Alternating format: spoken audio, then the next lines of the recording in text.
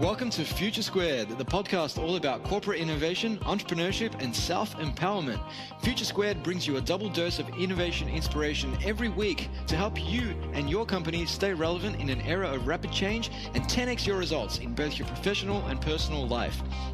Each week, I'll bring you corporate innovators, entrepreneurs, authors, keynote speakers, and thought leaders such as Steve Blank, David Allen, Brad Feld, Tim Harford, Karen Dillon, Jenny Blake, Neil Patel, Rand Fishkin, Pascal Finette, Ryan Blair, and Ash Moria, to name just a few. While every Friday, I'll bring you Fast Fix Friday, some quick, digestible insights to help you end your week on a high as you head off for the weekend.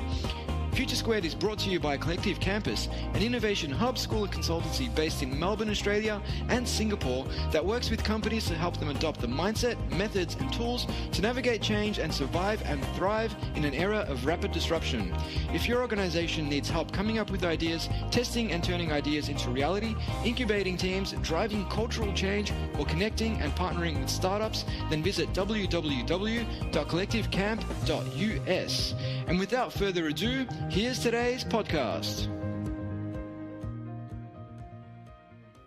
Welcome back to Future Squared. Today I bring you Jacob Morgan, a best-selling author, speaker, and futurist. He explores what the future of work is going to look like and how to create employee experiences so that people want to show up to work. Jacob has presented his ideas to organizations such as IBM, Disney, St. Jude Children's Research Hospital, MasterCard, Microsoft, and many others. He's written 3 books. His most recent book is The Employee Experience Advantage. Prior books include The Future of Work and The Collaborative Organization. He's frequently cited by and contributes to major business publications. The Employee Experience Advantage, How to Win the War for Talent by Giving Employees the Workspaces they want, the tools they need, and a culture they can celebrate, came out on March 27. And it explores research that looked at over 150 studies and articles, featured extensive interviews with over 150 executives, and analyzed over 250 global organizations. The book clearly breaks down the 3 environments that make up every single employee experience at every organization around the world and how to design for them. So with that, I bring you the one, the only, Jacob Morgan. Welcome to the show, Jacob. Thank you for having me. It's an absolute pleasure to have you on the program, and you're joining us all the way from sunny San Francisco. Although it's pretty cloudy and rainy, but I was born in Melbourne, Australia, interestingly enough. Oh, really? Really? When did you move over to the States? When I was 2 months old, but I still have family in Melbourne though, so I go back to visit. Yeah, so that Australian twang in your accent is purely a figment of my imagination then. It is exactly. But whenever I come back to visit, it picks up just a little tiny bit.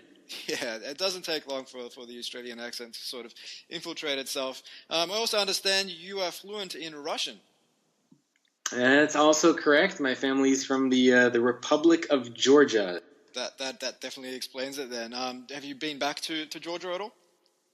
You know, I went there once. Only. I've never been to Russia, but I went to the Republic of Georgia, I think it's 2 years ago now, and it's actually where I proposed to my now wife. Oh, wow. Fantastic. So I guess the Republic of Georgia definitely is a place very close to your heart in more ways than one then. It is, exactly.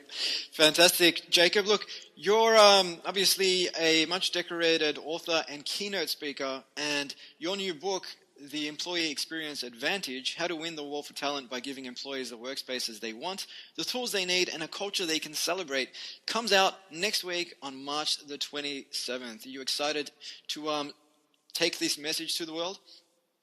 Yeah, very much so. You know, it's been getting a lot of support already. I've been trying to share as much as I can about the book. So to everybody that's been grabbing copies and asking me questions about it, thank you very much. Yeah, excellent.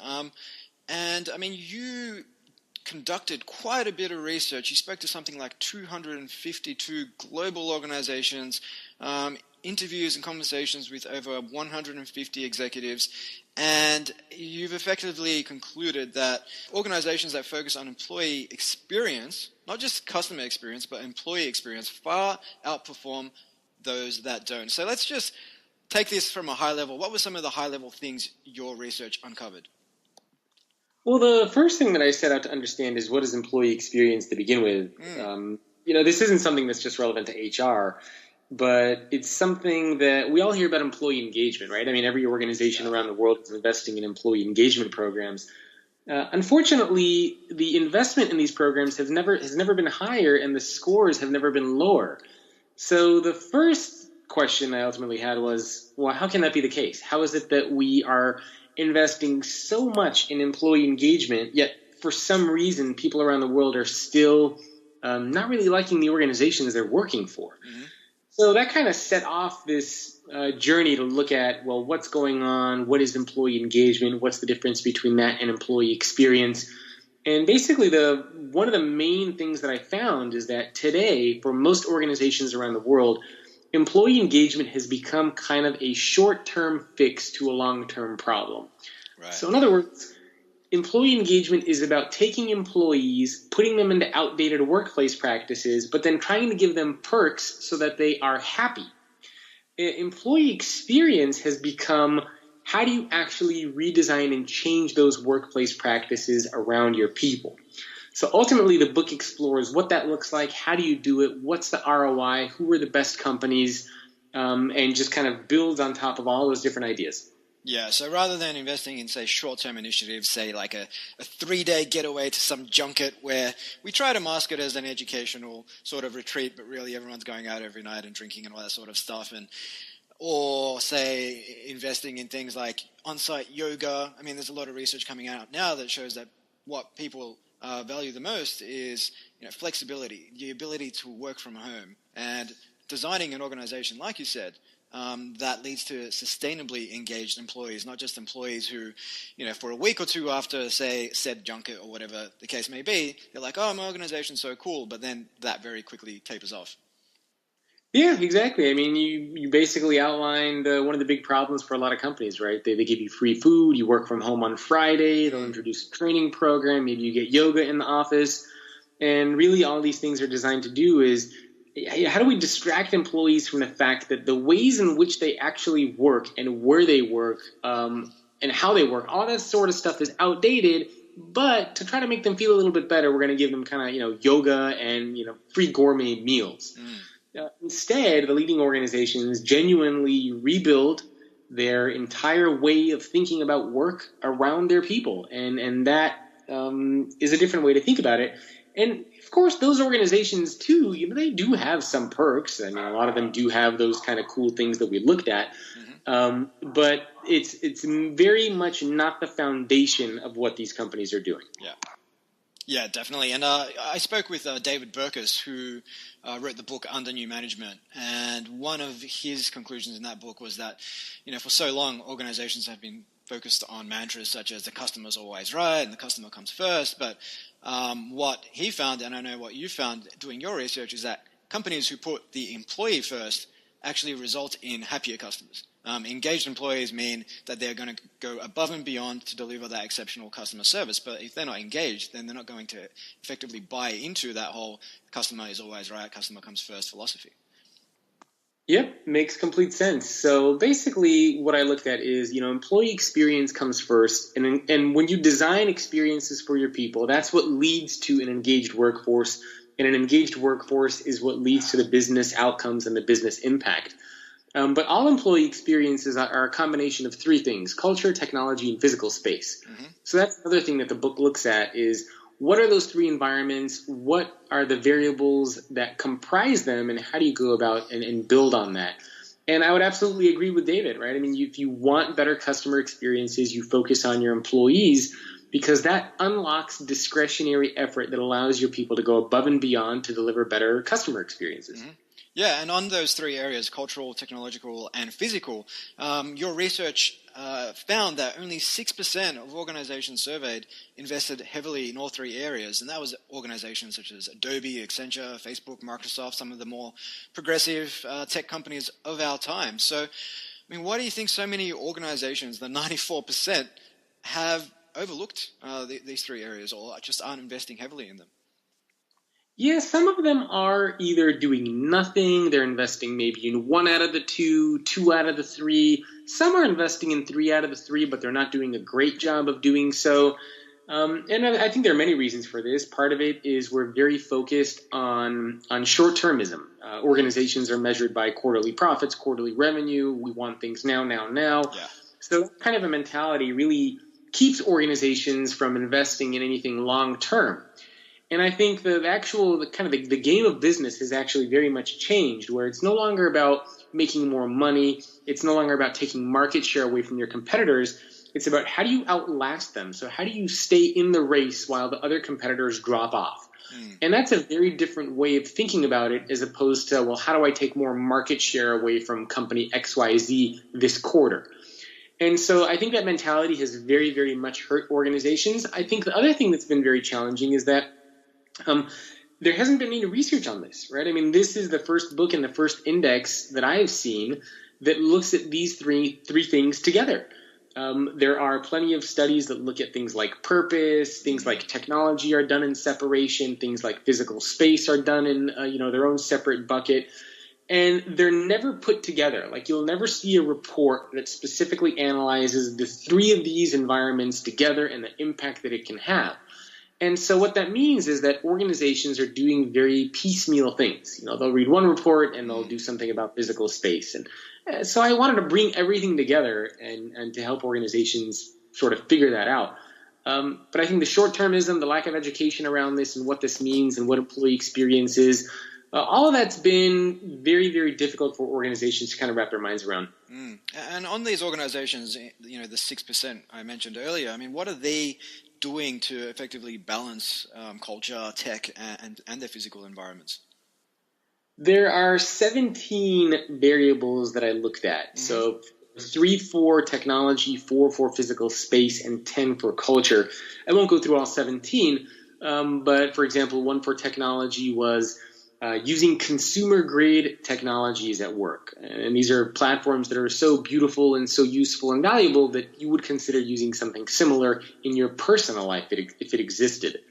For physical space, I looked at things like having multiple floor plans, workplace flexibility like you talked about. And for culture, I looked at everything from diversity and inclusion to having a manager that acts as a coach and a mentor to employer brand. And so what separates the leading organizations from everybody else is not just the fact that they invest in all of these 17 things, but they do it because they genuinely care. They're not trying to manipulate their people to extract more from them. They're doing it because it's the right thing to do, because they have managers in positions of power that actually care about others, and because it's part of what these organizations value. And so the reason why they're doing this is different, and also the things that they're investing in are different. Yeah, and I think employees can see right through initiatives where, I suppose, they're not authentic. And it's the same as organizations who invest in, say, some type of not-for-profit or some sort of social corporate responsibility initiative purely to tick the box on that.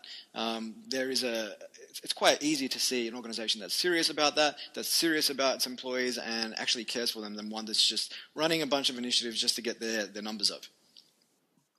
Absolutely, and it's one of the big challenges that we see with organizations today, right, is they're very focused on trying to get their numbers up without really understanding how or why or what the business impact of any of that is.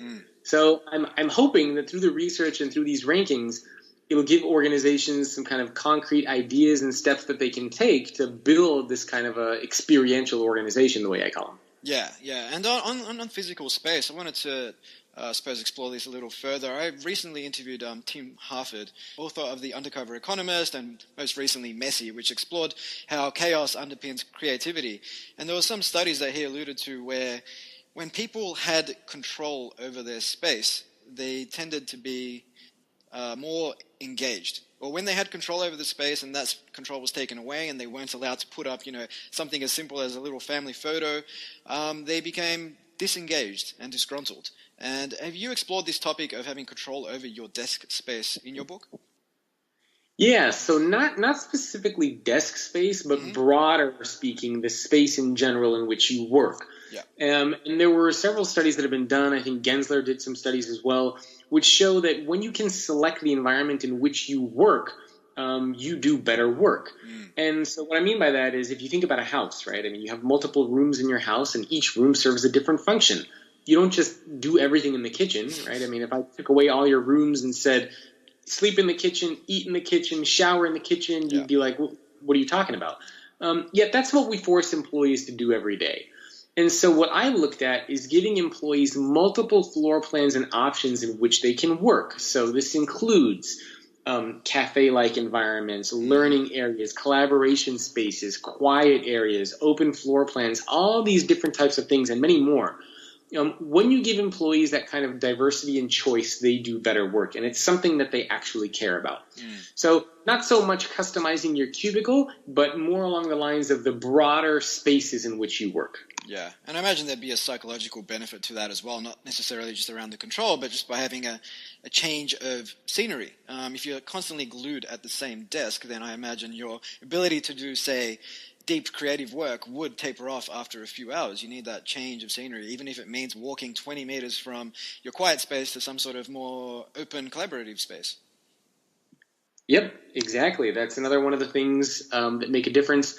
I mean, the work that you do different types of work during the day. Right? I mean, you have conference calls, you want some quiet and alone time. And so what a lot of these organizations are realizing is that it makes sense to invest in different spaces depending on how employees actually work. And there's been a lot of debate around the death of the office and offices are going to disappear. But instead we're seeing the exact opposite. We're seeing this kind of resurgence where organizations are investing more into the physical space because they treat it kind of like an employee experience center. And that's a pretty exciting thing to see. I think you've hit the nail on the head there by providing lots of different types of spaces. We see that a lot of organizations today perhaps are guilty of just completely throwing the baby out with the bathwater and moving to open collaborative space across the board, but then neglecting say, quiet space. And if you are, say, partaking in deep thinking, creative work where you just need that alone time for an hour or two to just get into flow and get in the zone, if you're out in the open and constantly being interrupted, then it's much more challenging to do that. That is very correct as well. And so this is why it's not a good idea to just force employees to work in open floor plans, but it's also not a good idea to force them to work in cubicles. So the entire debate we've been having between open floor plans versus closed floor plans is really the wrong discussion to be having. It's more along the lines of how can we give employees multiple floor plans so that they can pick the environment in which they want to work in. No, absolutely. Love that. So one thing that senior managers, middle managers, and entrepreneurs and leaders of companies will struggle with is how do you balance employee freedom with organizational control? I mean, how does this flow on into incentives, processes, and so on? So keen to explore what you've uncovered in this space. That's, of course, a big challenge for companies, right? Because they always want to maintain some level of control, but at the same time, they want to make employees happy. So it's kind of like, well, I can't just do everything my people want. So how do I balance what I can control versus with what employees want? And I think the best way to do this is kind of with transparency. I mean, you think about it in your personal life. When somebody asks you to do something, whether it's a spouse or a friend, if you can't do something, you typically let them know. I'm sorry I can't do this. Here's why. I hope you understand. And so I think that kind of human approach inside of our companies makes a lot of sense as well. And so Starbucks has done a good job of this on the customer side. So with Starbucks, if you go to a website called My Starbucks Idea, you can see a lot of the ideas that Starbucks customers have for things that they would like to see Starbucks do. And they get many, many tens of thousands of these ideas. Clearly, a company like Starbucks is not in a position to implement every single idea that a customer has. And so what they do is they allow customers to vote these ideas up and down. They take the most popular ones and they try to implement them. And they let the customers know what's working, what isn't, why, what stage of the process this idea is in. And so the customer has a lot of transparency into what Starbucks is actually doing. And I think we can learn a lot from this and apply it inside of our companies. And so when our employees want and ask for something, if we bring that same level of transparency and say, look, we hear you, we're going to test this out. If it doesn't work, we'll let you know why. Or we did try this and it didn't work. Maybe we'll consider it again in the future. Having that kind of transparent and ongoing dialogue, I think, is a great way to balance the organizational control with the employee freedom. there's parallels there between that and, say, organizations who run, ideation challenges. Similar to Starbucks, customers coming up with ideas, companies are running these innovation challenges and basically inviting their employees to provide them with ideas. And they receive hundreds upon hundreds of ideas. They may select 5 to explore, and then the rest of them fall by the wayside. And the most critical thing here is that employees don't receive any form of feedback as to why their idea wasn't selected, was it even evaluated or assessed in the first place. And that's when, without that transparency, without that communication, people just don't buy into it anymore. And the next time you run such a program, you may find that, hey, you had 700 ideas last time, but now you've only got 100 because most people just don't see the value in it. Absolutely. I mean, they're asking for ideas and feedback is great, but if you don't do anything, then it becomes very useless. So again, think about in a situation with your spouse or a friend. If your friend keeps telling you and they keep giving you feedback around something and you just never listen, you never ignore it. For example, let's say you're always late to a party and your friend says, you're always late. It would be great if you could show up on time. If you don't do anything based on that feedback that this person is giving you, guess what? They're not going to be your friend very much longer. They're going to stop showing up to any party that you host. So I think we can learn a lot just from this kind of very basic human interaction we have in our personal lives and trying to bring that into our companies. Yep.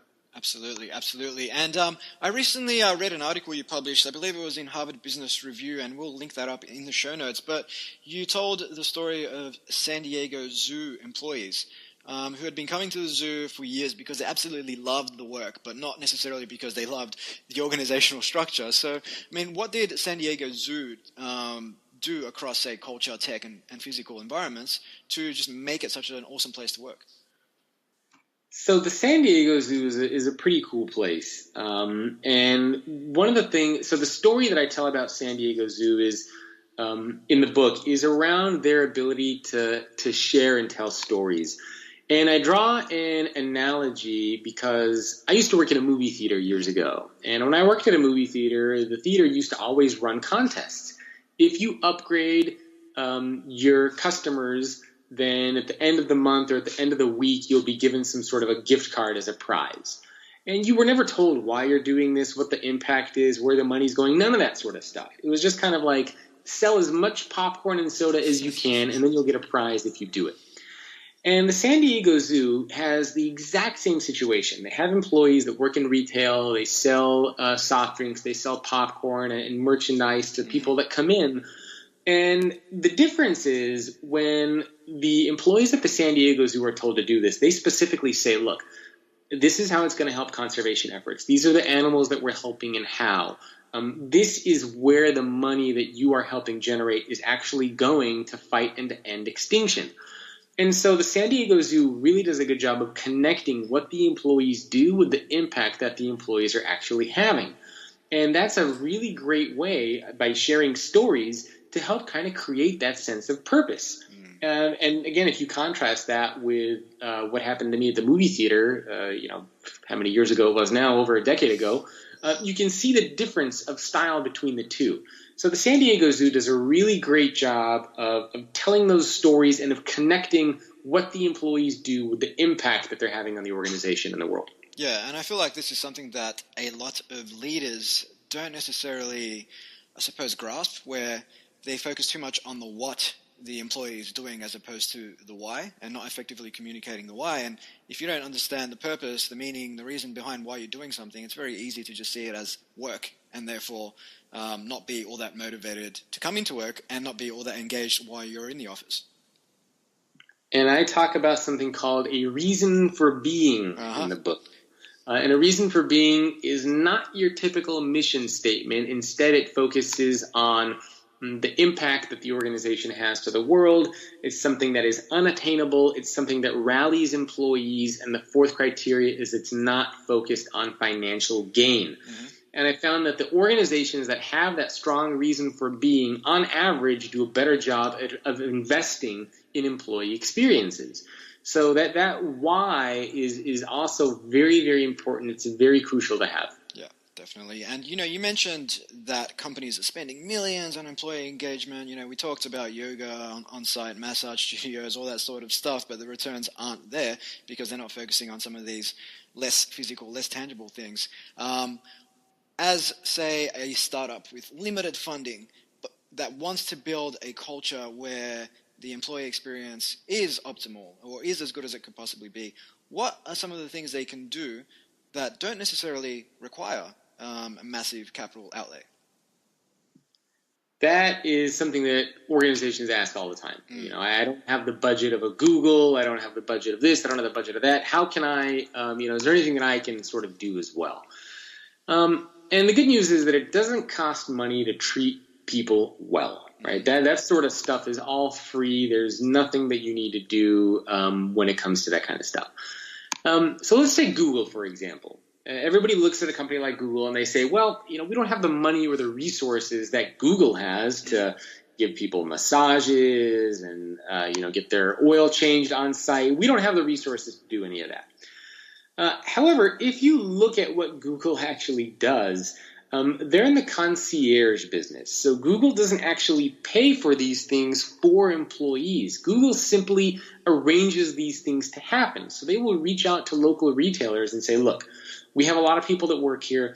Give us a little bit of a bulk discount, and maybe once a week or once a month, you can come sell your organic produce. You can come offer your oil change services. You can come give people haircuts. Employees pay for these things out of their own pocket. Google's not covering the cost. Google is just in the business of allowing these people and bringing these people on site so that it's more convenient for employees. So any company in the world today can do that. You can reach out to whatever retailer is next to you to ask them to provide these services. When it comes to physical space, companies like Airbnb, they allow their employees to design their conference rooms. They give them a modest budget, and they help them design and come up with a plan for what these conference rooms are going to look like. So again, you don't need a ton of money there. And when it comes to things like corporate culture, it's a matter of making sure you hire the right people, you promote the right people, you're leading by example. So it's not like you need millions and millions of dollars to create this kind of an organization. However, I'm also not naive to think that there's no cost involved. To build an organization that is able to implement a lot of these things does cost resources. But again, I think there are plenty of places where organizations can start from that doesn't require a lot of time and money. And that means looking at your hiring practices, trying to create that kind of concierge mentality, and just really involving employees in the process of designing experiences that they care about.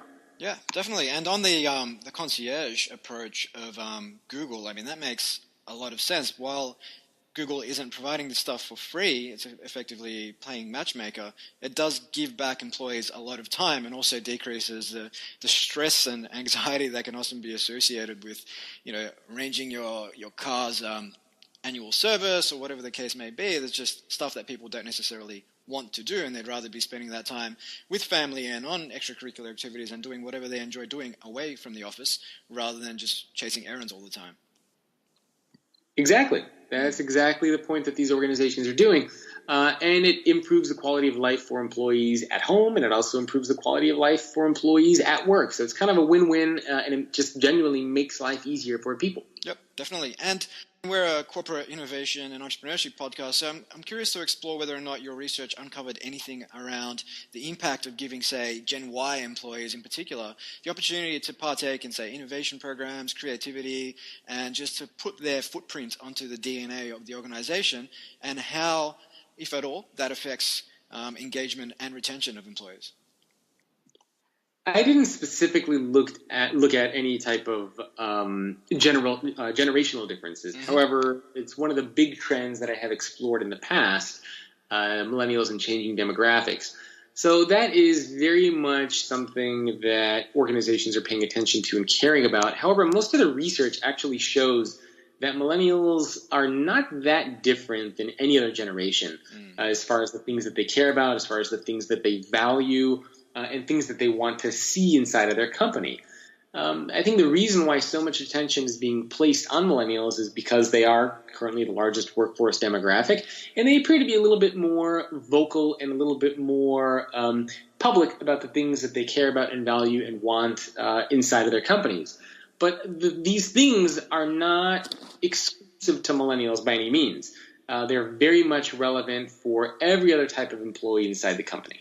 You published an article recently about dress code, which I was quite interested in, just because, I mean, we run a startup here, and on one side we have that startup culture, but on the other side of the fence, most of our clients are corporates. So depending on what day it is, what meetings you have, you may be, geared up in a blazer and a nice shirt and pants. On other days, it could just be something as simple as a t-shirt and a pair of shorts. So, I mean, do you want to, I suppose, just tell our audience a little bit about what your sort of approach to dress code is? It's a simple thing, but there's so much debate around this that it's really amazing. And so I think it was a video or an article, I don't even remember, called "Does Dress Code Matter?" And it really does, because imagine you are looking to apply for a job and you show up in two different organizations. And it's not just dress code, it reflects the physical environment of the company. And there's a lot that you can tell about an organization based on what you see when you walk in. And so if you were to walk into an organization where everybody's wearing a suit and tie, everything's very buttoned up, without even knowing anything about the organization, you all of a sudden know that it is perhaps a little bit more conservative. Maybe they are a little bit more risk averse. Maybe it's not as friendly and casual and collaborative and communicative as maybe other organizations. Again, it doesn't mean that this is necessarily true, but this is sort of the assumption that you get when you first see that. And if you contrast that into another organization where you walk in and, people are still dressed well, but it's a little bit more casual in nature. You see jeans, you might see some T-shirts, you see people that are a little bit more comfortable. You perceive that organization as being a little bit more fun, a little bit more cool, a little bit more modern. And so I think the dress code does matter because it reflects what it's like to work inside of that organization. So for me, and what I've seen, and more organizations are doing this, is just to simply say, look, we're not going to have a dress code, but just be responsible. Don't be an idiot when you show up to work. Don't come in like flip-flops and a white beater and t-shirt and shorts. Be respectful, be presentable, but it doesn't mean you need to wear a suit and tie. Wear jeans if you want, wear a t-shirt if you want, but just look presentable and look like, you're representing the company and you're representing yourself. So be smart about it. No, that's a great dress code policy. Don't be an idiot. That's all the guidance you need, right? I mean, you don't need to give people this detailed 20-page instruction manual around what they need to wear. That's nuts. Definitely, and I remember working at Ernst & Young years ago, and there'd be casual Friday, but then if you looked up the definition of casual Friday, it was like neat pressed business shirt, no tie, pair of pants and dress shoes. And I mean, that's fair if that's their policy, but the impact that had, I remember so many people saying, they were just so disappointed. And I think by not giving people that control and just saying, hey, you still basically need to wear a suit minus the tie, and that's casual, I think people felt somewhat disempowered, and definitely the response to that was quite negative, as opposed to saying, hey, just wear what you want, but just don't be an idiot. There are very few people in the world that when they wake up in the morning, the first thing they want to do is put on a suit, is they want to, put gel in their hair, they want to tie that tie really tight around their neck. And you do this when it's humid outside, when it's hot outside, when it's freezing outside. Like, it's completely bonkers that we force employees into these kind of weird, very weird uniforms that they need to wear. Now, of course, there are some situations when it does make sense, right? I mean, if you work at a large financial institution and you have to show up and you're doing client presentations to a conservative organization, okay, it's understandable. You're going to be in a suit and tie because that's kind of what the situation calls for, what the scenario calls for. But for the majority of people, that doesn't always need to be the case. So it's kind of like being smart and knowing the environment in which you're in. Definitely. And one thing I wanted to touch on, I mean, I know you've done quite a bit of work in the past on flexible work, the gig economy, the future workplace. So how does, say, a growing proportion of people taking on freelancer roles impact the role of employee experience when you have, say, so many people coming in and out of the organization for shorter and shorter periods of time? This is a very big area of debate for companies around the world, right? It's kind of like, what's going on in the gig economy? Are we going to see this growing? And there are a lot of different reports and research that's been out there. And I can't speak specifically for Australia, but at least in general, from all the studies that I've seen, it appears to be that this space is growing. For now, it's small, but it's growing. There's a lot of momentum. And most of the people that are in this space have full-time jobs and are doing this as a way to supplement existing income. And so what that means is that organizations around the world are going to have to get used to having a little bit more of a hybrid workforce, where you're going to have some full-time employees, some part-time employees, some people that are contractors. It's going to be a big mix. But still, the majority of employees that you have will be full-time employees. That's not going to disappear or go away in the foreseeable future. But it does mean that your organization needs to be more comfortable with working with a more less defined workforce.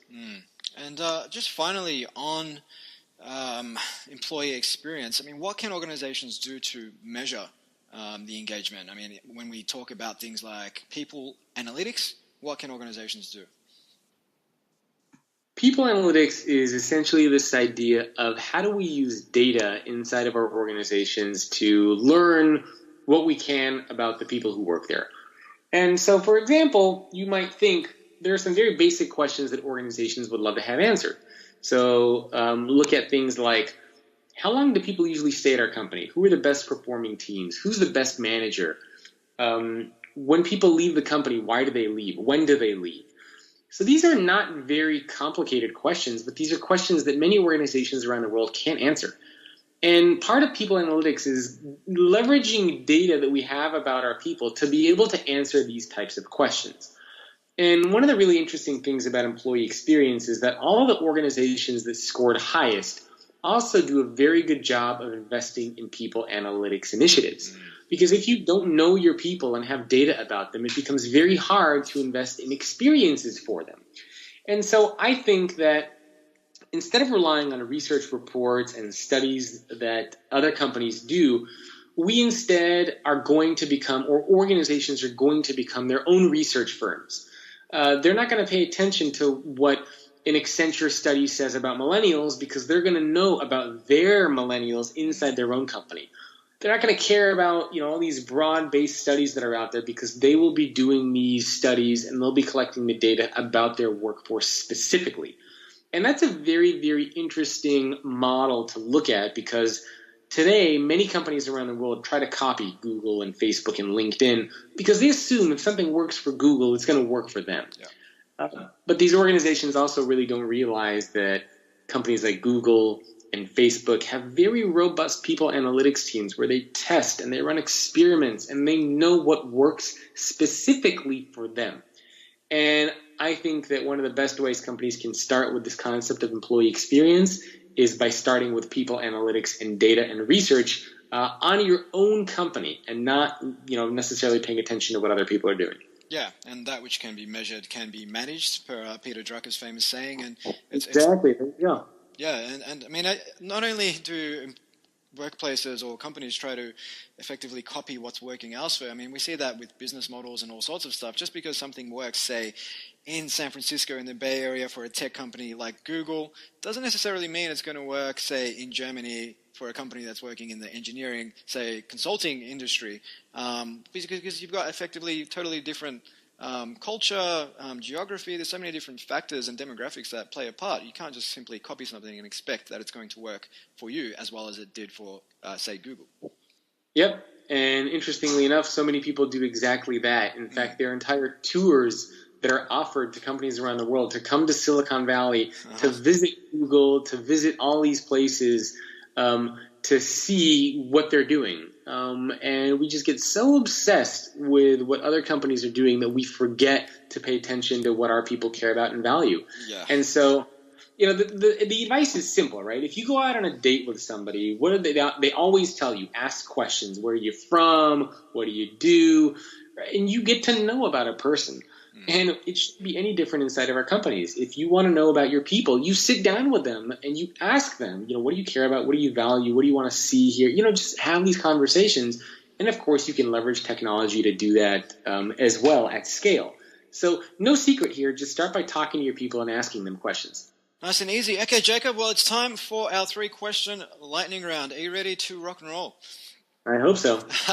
All right, so question number 1 is, if you could work for any organization at any point of the company life cycle, so you could go back to the 18th century if you wanted to, who would it be and why? Oh my God. This is a tough one for me. I'm a little biased because for the majority of my life, my adult life, I have worked for myself.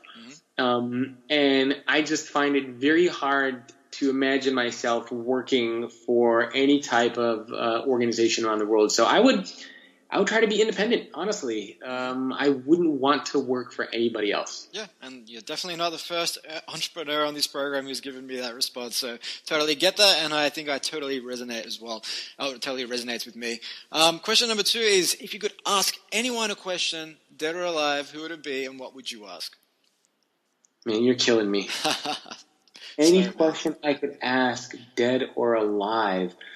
I was always very, very fascinated with magic. So I think somebody like I'm sort of torn. Part of me wants to say somebody like a Harry Houdini, and just ask him how and why he did the things that he did.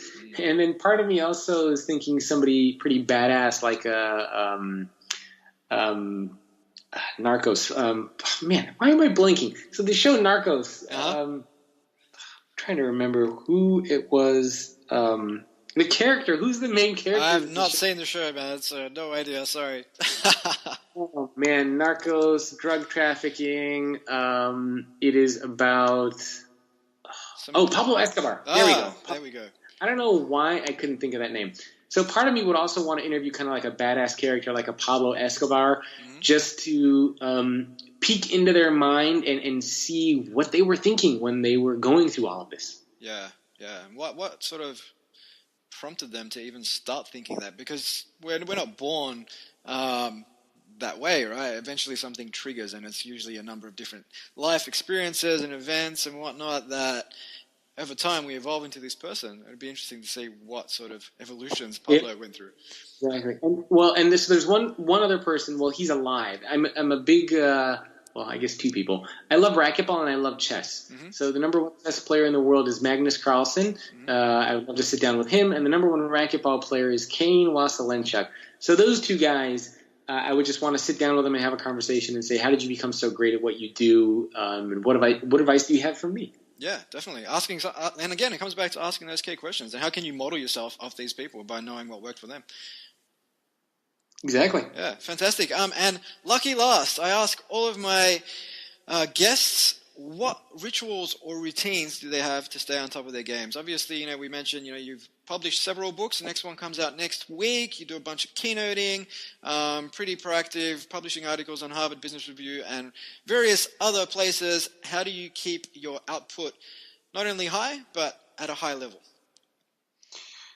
I think a lot of it is diet and exercise. I'm a big fitness nut, so I work out constantly. I eat healthy, and that's a big part of my routine.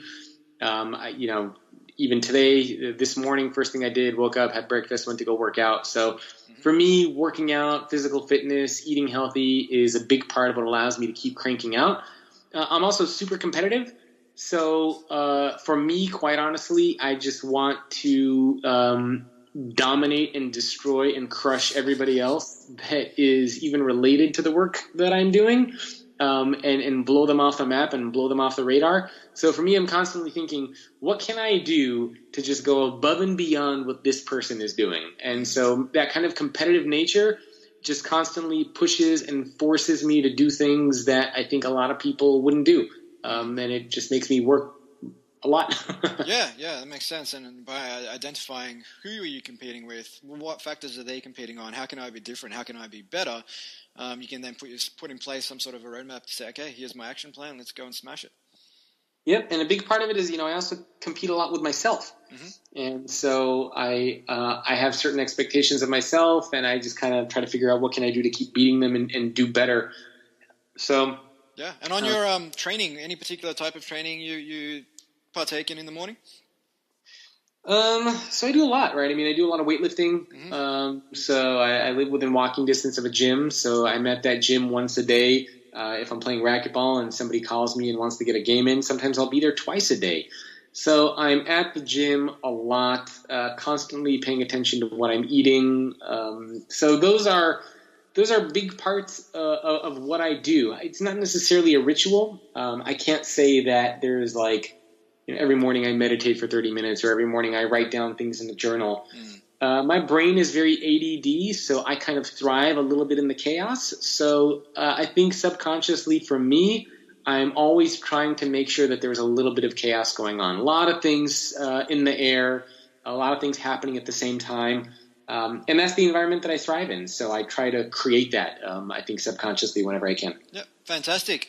Okay, well, your new book, The Employee Experience Advantage, comes out next week, March the 27th. So all of our readers should get onto Amazon to pick up a copy of the book. Where else can our readers go to find out a little bit more about yourself, Jacob, and to connect? Simplest way is my website. You can either Google my name, Jacob Morgan, or you can visit thefutureorganization.com, and then that'll give you links to all my social stuff, podcasts, videos, articles, more than what you probably even want. So that's the best place. Well, thank you so much, Jacob. You've left our audience with a lot of value bombs on employee experience. Hopefully, we've got some senior managers out there, some entrepreneurs out there that will take your advice, will go and read your book, and hopefully build some organizations that more employees are excited to get to work for, and also go out into the world and create more impact on a daily basis. So thanks again for your time. Yeah, my pleasure. And so one last thing I can do is for anybody that wants to get the first 30 pages of the book for free, I can either send you a link to that, or people can email me, jacob@thefutureorganization.com. And for the next week or so, I'm going to make that available. So if people want around 10% of the book for free, I'm happy to send it to them. Perfect. Sounds great. I'll definitely take you up on that offer as well. Thanks, Jacob. My pleasure. Thanks for having me. Hey guys, it's Steve again. If you're picking up what we're putting down, we'd love it if you took just a minute of your time to like, share, or subscribe to Future Squared on iTunes, SoundCloud, or Stitcher. It would mean a hell of a lot to the team here who work effortlessly to bring you thought leaders and experts on topics of corporate innovation, entrepreneurship, and self-improvement on a weekly basis.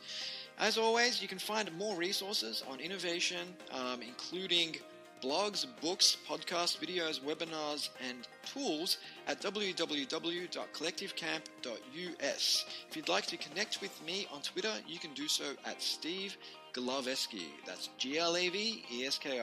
Until next time, keep innovating. Future Squared out.